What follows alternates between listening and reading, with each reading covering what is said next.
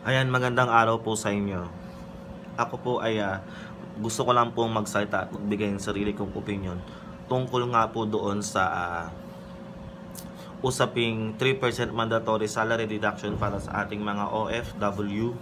So isiwalat natin ang katotohanan, yung masaklap na katotohanan, no, kung bakit pilit at sapilit ang hinihingian ng PhilHealth ng 3% mandatory salary deduction ng ating mga OFW. So base po sa aking pananaliksik, sariling pag-aaral na nakuha ko po sa internet, sa mga artikulong naglabasan noon pa palang 2015, nagkakaroon na tayo ng problema sa pondo. Bakit? Ito, babasahin ko po ito. Noong 2015, balikan natin, nag-approve ang Congress ng 37 billion. Yes, 37 billion allocation para sa PhilHealth, para sa premium ng mga indigent, low income, barangay workers at ating mga senior citizen. Kaso, hindi pumayag si B.S. Aquino III or ang ating former President Aquino sa probisyong ito. Ang gusto niya, yung para sa senior citizen na pambayad ng premium sa halagang 10.6 billion, kunin na lang ng PhilHealth sa unprogrammed funds ng DOH, ng Department of Health, sa tulong ng Department of Budget and Management or DBM kung tawagin. Okay? So, ang ginawa ng PhilHealth, nag-request sila sa DBM, ng Department of Budget and Management. Nag-request sila sa DBM noong taong 2015. Kaso, imbis na gamitin para sa senior citizen ang 10.6 billion ni-request ng dating PhilHealth Head Padilla sa tulong ni DOH Secretary Garin na yung 10.6 billion ilipat na lang sa DOH para sa planong rural health facilities. Diba? Yung budget natin para sa senior citizen ay inirequest ni Padilla na doon na lang itoon sa pagpapagawa ng rural health facilities. So doon inilaan. So wala na tayong budget para doon sa senior citizen, no? So ni-request ito noong August 15. So 2016 election next year election. Okay? So dahil wala ng pondo ang PhilHealth para sa senior citizen premium, kasi nga yung unang pondo hindi inapprove ni B.S. Aquino, ni former President Aquino. Pero yung pondo na pansapo inilipat naman sa DOH. Isipin yung mabuti. Hindi dumaan sa board, no? Hindi dumaan sa board ng PhilHealth ang tamang proseso ng paglipat ng pera. Kung hindi, nadaan lang ito sa pamamagitan ng memo o pirma ng dating head ng PhilHealth na si Padilla at ng secretary ng DOH na si Garin. So sila lang ang nagdidesisyon. Walang pinagbotohan, walang pinag-isipan, kundi sila lang. Okay? Kaya ngayon, sa panahong ito, nga na ang PhilHealth. Noon pa sila namumroblema ng budget, taong 2015 pa. Siyempre, ang ginawa ng PhilHealth kinuha yung pondo na 10.6 billion sa reserve fund. So, ibig sabihin lang, nung nawala na ang 10.6 billion na dapat sana ay sa ating senior citizen premium, nailipat sa DOH para sa pagpapagawa nila ng mga facilities, healthcare facilities. So dahil meron pa tayong nakareserbang funds, doon kumuha ang PhilHealth ng funds para doon sa 10.6 billion sa ating mga senior citizen, no? Ngayon, dahil nag-abono na ang PhilHealth para sa kakulangan na 10.6 billion, ang sabi ng mga namumuno ngayon na tagilid ang PhilHealth pagdating ng 2021. So, eto na yon, nalalapit na tayo dyan dahil 2020 na ngayon. No? Baka wala ng pondo. Eto na ngayon, nararamdaman na natin 2020 na wala ng pondo. Kaya ngayon, malaki ang problema ng Duterte admin dahil kailangan nila ngayon i-replenish ang funds reserve ng PhilHealth dahil kung hindi, tataob. So, kailangan nilang maibalik yung nawalang pondo. Diba? Na nakuha ng DOH. Bukod dyan, ang magandang tanong, saan dinala ng DOH ang 10.6 billion na dapat sana ay sa ating mga senior citizen? Yan yung ang nangyari daw sa 10.6 billion, pinagawa daw ng mga 3,200 health center na kung saan sinabi ng COA na 217 lang ang na-certify na tapos. Imaginein mo, ang sinasabi ng DOH is 3,200, diba? Health center ang mapapagawa nila. Pero itong taong 2018 artikulo na to is 217 lang ang natapos. So nasa nang kulang-kulang 3,000 pa. 'Di ba? Ang nakakagimbal, bago pa man maisipang ipagawa 'yon, bayad na yung mga gagawa, kontraktor. Bayad na yung mga kontraktor bago pa nasimulan ang project nung pagka-release ng pondo noong 2050. O, di ba? Isipin nyo, nung ibinigay yung 10.6 billion para maipagawa yung healthcare center facilities natin, bayad na pala yun. Pero napunta sa kanila yung 10.6. Nasaan napunta ang 10.6 na budget? So, eto na nga. Ngayon na natin nararanasan na wala ng halos budget ang PhilHealth para sa ating lahat. No? Kaya ngayon, napipilitan at sa pilitan ginagawa ng PhilHealth, nakuhanan ng 3% mandatory salary deduction ng ating mga OFW. Okay, PhilHealth, makinig ka, for your information.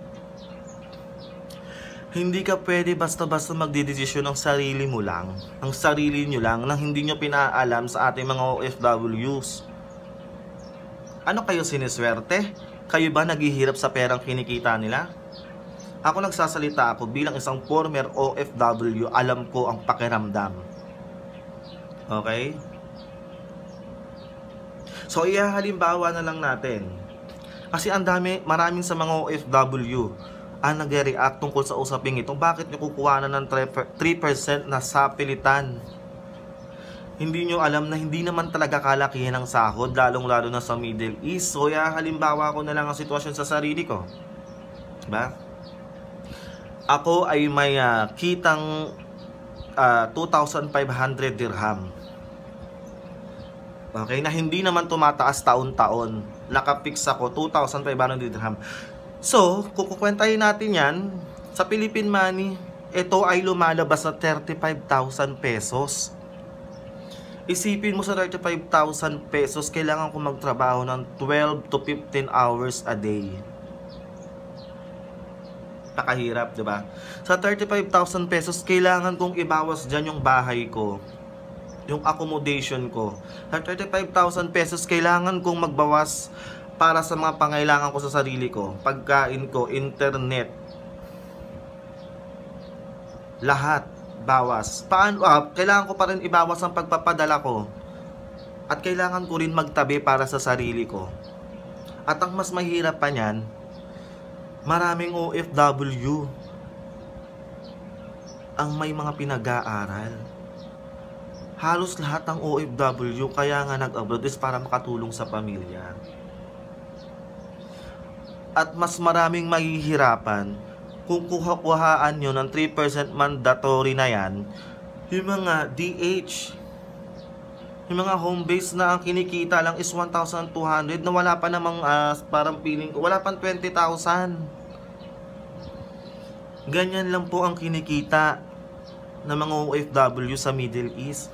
Hindi po ganun kalaki. Kulang na kulang. Sobrang kulang. Dahil wala naman pong libre. Pa nagtrabaho ka Middle East, magbabayad at magbabayad ka. Kaya napakahirap. Kung hindi nyo maunawaan yung mga hinaing ng mga OFW, ako bilang former OFW na umuwi lang last year, 'di ba? Bakit nyo babawasan ng 3%? Dito nyo kukunin yung pondong naiwala nyo.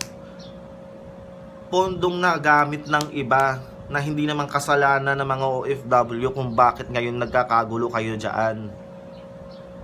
Sa pilitan yung hingian ng 3%, hindi ba kayo naaawa? Ni hindi naman gumaganda ang buhay ng mga OFW. Sa 10, baka nga isa napakaswerte na kung guminhawa ang buhay.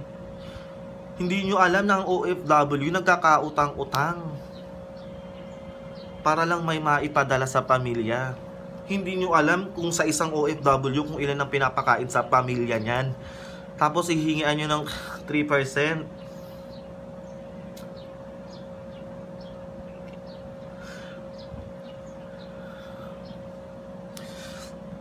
Based on my experience, no, ako, napakalaki nung naging responsibilidad ko sa 4 years ko sa Middle East. Napakahirap na. Sa 35,000 na yon, kailangan kong makapagpatapos ng pag-aaral, kailangan kong pakainin ng pamilya ko, na sa akin halos walang matira. Kung naabutan ko pala yung 3% na yan, ano na lang, di lalong baka wala na akong kainin. So ngayon, paano ko pa may isipang mag-abroad ganon? Buti sana kung kikitain ko sa isang buwan 100,000. Pini ko ang swerte ko na kasi 35,000 yung napunta sa akin. Pero yung iba nagpapakahirap na. Mas mahirap pa sa trabaho ko, pero ang kinikita lang 20,000. 18,000, baka akala nyo merong kumikita ng 17,000 lang sa abroad. Magbabayad ka pa ng bahay. Wala, lahat ng kinikita mo pambayad lang, tapos kakaltasan pa ng 3% mandatory. So kung sa 3%, kukwentahin ko ang ikakaltas nyo sa akin, 3%, 35,000 less 3%, 1,000. 1,050 times 12, 1,050 times 12, 12,600 ako yearly. Napakalaking bagay pa rin nun. Tapos kung malate pa ako 1.5, anak ka ng teteng, mga hayop kayo. May hindi tama sa ginagawa nyo.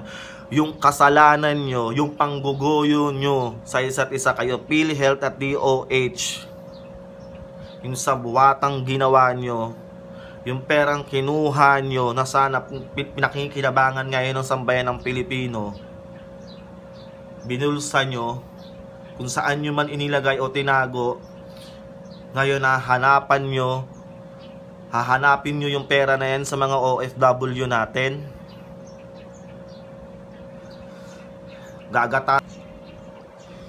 Gagatasan nyo ang OFW natin dahil sa perang winaldas nyo, binulsa nyo. Kukunin nyo ang 10.6 billion sa mga OFW natin. Dahil unang-una, ngayon ko nare-realize na yung PhilHealth na yan, tutusin pera yan ng sambayan ng Pilipino, pondo ng gobyerno para sa ating mga mahihirap yan. So ibig sabihin, hindi libre. Hindi tayo libre. Hindi libre ang benepisyo natin sa PhilHealth. Tapos para sa mga local workers natin dito, nagbabayad, kinakaltasan din sila. So pangalawa na, unang-una may pondo ang gobyerno para sa atin na inilaan sa PhilHealth. So ayun yung mga tax ng sambayan ng Pilipino. Pangalawa, hinihingian nyo pa rin, nakaltasan nyo pa rin ang mga local workers natin dito. Pangatlo, hihingian nyo ng 3% mandatory salary deduction ng OFWs. Tatlo na ang pinagkukuhanan nyo. So, umpisa pa lang, hindi talaga libre ang benepisyo na kukuha namin dyan. Dahil unang-una, bayad na pala yan.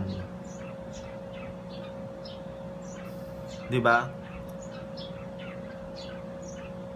So, kung buwan-buwan kinakatasan nyo lahat ng mga nagtatrabaho, naiipon ng pera, eh hindi naman lahat nagkakasakit. Paano nga naman ang mga OFW pagka nagkasakit sila doon? Maaabutan nyo ba sila ng tulong? Hindi rin. Diba? Mas kawawa yung ibang OFW na hinihingian nyo ng 3% mandatory salary deduction na ang sahod nila is 17,000. Ano pang gagastusin nila sa sarili nila? Paano yung may mga pinapadalahan? Paano yung mga talagang nagbabayad ng bahay? Mag-isip naman kayo. Hindi tama yung mga pinagagagawa nyo. Maawa kayo. Kasalanan nyo yan dyan. PhilHealth at DOH, kayo ang mag-usap. Diba? Kayo ang dapat nag-uusap at gumagawa ng paraan para maibalik yung pondong winaldas nyo. Huwag nyong kunin sa mga OFWs natin. Dahil hindi naman nila napapakinabangan yung benepisyo nyo eh. Kung tutusin, ang bilis-bilis nyong humingi ng pera. Buwan-buwan maghuhulog sa PhilHealth na yan para mapakinabangan. Kung sabihin natin naghuhulog, ang bilis nagbigay ng pera. Pero pag ginamit yung serbisyo nyo, napakahirap kasi puro proseso. Minsan iinit na ulo mo kasi yung iba hindi mo mapayag, geto, ganyan. Mawawalan ka na ng ganan hanggang sa di mo na mapakinabangan. Pero pag maghuhulog, napakadali. Pero pag ginamit, ang tagal. Napakadaming proseso. Diba? Eto pa, may babasahin pa ako. Nakita ko to eh. Post ng isang concerned citizen natin. Usaping PhilHealth tayo, no? Si JB Ejercito ang principal, sponsor ng Universal Healthcare Law. At kasama niya sa co-author ng bill na ito sina Senate President Vicente Soto III, Juan Miguel Zubiri, Franklin Diron, Ralph Erecto, Nancy Binay, Laila De Lima, Nancy Villar, Sonny Angara, Sherwin Gatchalian, and Manny Pacquiao. Masaya na sana dahil libre na ang mga Pilipino sa pagpapa-hospital dahil nga sa Universal Healthcare Law, pero kailangan ng pondo yan para magamit, di ba? Saan kukuha? Kay kawawang OFW na laging hindi kasali sa mga tulong na binibigay ng gobyerno. Kay OFW na kung maliitin at sabihin ng mga ibang Pilipino na wala kaming iaambag sa gobyerno. Kay OFW na kung i-discriminate ng iba, akala mo kung sino. Kay OFW na pagpatay sa kakalang matatawag na bayani. Ito pa ang masaklap. Gusto pa ng PhilHealth na makipagtulungan sa POEA para maging mandatory ang pagbabayad ng OFW. Paano? Iipitin nila ang mga OFW natin. No payment, no OSC.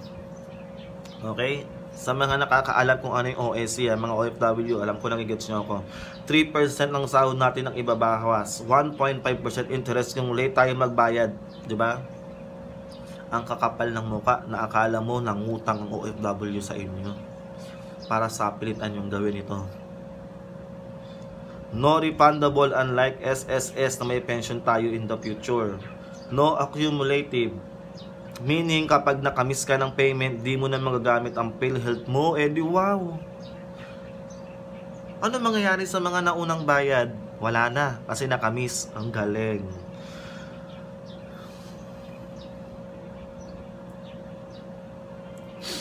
...2020, nasa 21K ang mababayaran. By 2021, magiging 29K na yan. Diba? Pag di ka nakapagbayad, pag na-late ka. Pataas ng pataas. Tsaka na, napansin ko rin, nakita ko rin na yearly nag-i-increase. Ngayong taon, 3% daw. Next year, magiging 3.5. 3.5 hanggang sa 2025 magiging 5% ang kukunin nila sa ating mga OFWs. Sana bago kayo manghingi ng ganyan, bago nyo gawin yun, sana tinulungan nyo muna mga OFWs natin. Makipag-ugnayan kayo sa ibang bansa, nalakihan naman ang sahod ng mga OFWs natin. Gawin nilang minimum 100,000, tsaka nyo sila hingian ng 3%. Diba? O kahit 5% pa, gawin yung minimum 100,000.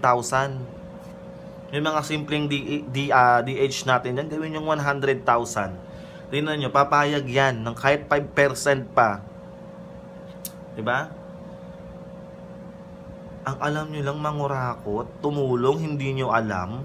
Mga pesteng yawa kayo. Hiniswerte kayong mga nakaupo lang dyan na wala namang ginagawa, sumasahod kayo. For sure, mas malaki pa sahod nyo kaysa sa mga OFW natin eh. Diba? Dapat nga ang iniisip natin, mas malaki ang sahod ng mga nag-OFW, ng mga OFW natin, nagtatrabaho sila abroad. Hindi, pero mas malaki pa rin ang sahod nyo.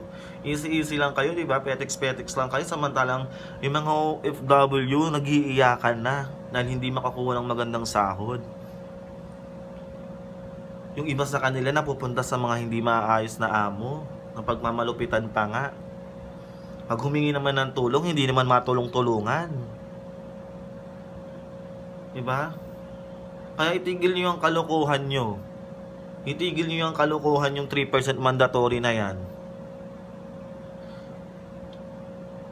Wala kayong mapapala sa kaganyan nyo. Tulog nyo yan. Hindi nyo alam yung pakiramdam ng isang OFW. Dahil unang-una, maganda na ang buhay nyo dyan sa posisyon nyo. Hindi kayo naiyak dyan sa trabaho nyo. Ako bilang isang OFW po, former OFW, naiyak na ako, marami akong beses naiyak. Dahil sa hirap ng trabaho, sa hirap ng sitwasyon, sa liit ng sahod, sa dami kong gastos. Kasi ako naniniwala ko, kaya ang isang tao gustong makapag-abroad kasi may gustong mangyari sa buhay. May gustong matulungang pamilya. Yun ang isipin nyo. Diba? Tulungan nyo ang OFW, huwag nyo nang pahirapan. Napakahirap na nga na sitwasyon, pinahihirapan nyo pa. Kaya yung 3% mandatory salary lang, itigil nyo yan. Itigil nyo yan. Ilabas nyo ang perang kinuha nyo. Ibalik nyo. Kayo, PhilHealth at DOH, mag-usap kayo. Kayong dalawa ang magbalik ng pera. Anong ginawa nyo sa pera? Ibalik nyo.